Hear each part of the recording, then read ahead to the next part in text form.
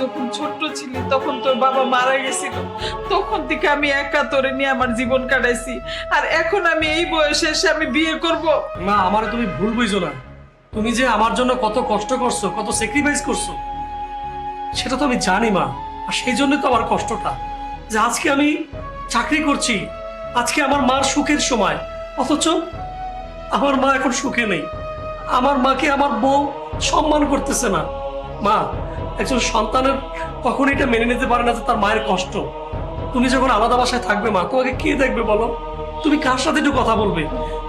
একজন সুসন্তান সবসময় তার বাবা মায়ের এই বিষয়টা ভাববে। আমি তোমার ওই সন্তানটা, তোমার কষ্টটা তো আমি বুঝি মা। আমি কুলাঙ্গার সন্তান হতে চাই না মা। প্লিজ মা, আমি বুঝে শুনেই বলতেছি, তোমার একটা সঙ্গীর প্রয়োজন, ঠিক আছে? প্লিজ মা, তুমি আমাকে ভুল বুঝো না। আমি যেটা বলছি এটাই হবে। আমি তোমার বিয়ের ব্যবস্থা করতেছি মা।